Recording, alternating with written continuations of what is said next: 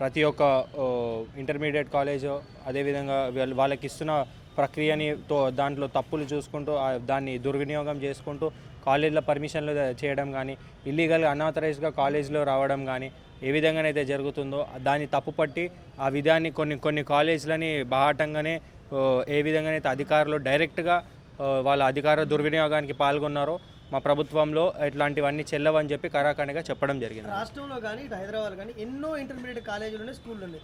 ఒక భాషిత జూనియర్ కళాశాల మీద ఎందుకు ఆరోపణలు చేస్తున్నాం? మేము ఎందుకు ఆరోపణలు చేస్తున్నామంటే అన్న, ఇప్పుడు చాలా ఉన్నాయి. మీరు అన్నట్టు నారాయణ, చైతన్య, రెజొనెన్స్ అన్న అకాడమీ చాలా ఉన్నాయి.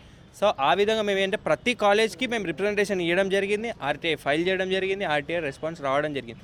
సో ఏంటంటే అన్న, మేము ఏదైనా ఇన్ఫర్మేషన్ అడిగినప్పుడు దాంట్లో కొన్ని క్లాజెస్తో వస్తున్నాయి అన్న. అదేంటంటే చట్టంలో కూడా కొన్ని మనకి లుసుకులు ఉన్నాయి, ఆ క్లాజెస్తో రావడం జరిగింది. సో ఏ విధంగా అయితే ఈ భాషిత జూనియర్ కాలేజ్ ఒక్క కాలేజ్ రావడం దాంట్లో వచ్చిన విధంగా ఏంటంటే అన్న, వీళ్ళు మాకు ఒక సర్టిఫికేట్ ఇవ్వడం జరిగింది, ఫైర్ ఎన్ఓసి ఉన్నది అని. వాస్తవానికి అక్కడ ఫైర్ ఎన్ఓసి లేదనే విషయం మాకు తెలుసు, చూస్తేనే అర్థమవుతుంది ఏ కాలేజ్కి ఫైర్ ఉందో లేదో అని.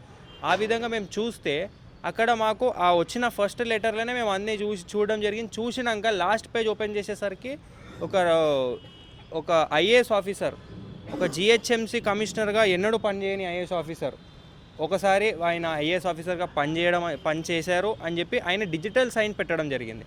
సో ఆ విధంగా ఈ విషయంలో కోర్టుకి వెళ్తే ఏంటంటే అన్న, మనకి స్టే కానీ ఏదైనా అది అగ్రెసివ్గా రావడం జరుగుతుంది. ఏదంటే ఒక అధికారిని మనము వాళ్ళ సైన్ని డిజిటల్ సైన్ని ఫోర్జరీ చేస్తే ఆ ఒక ఇన్ఫర్మేషన్ కొద్ది స్పీడ్గా పోవడం జరుగుతుంది. సో మేము అన్ని కాలేజ్ల విధంగా వేసినామన్న.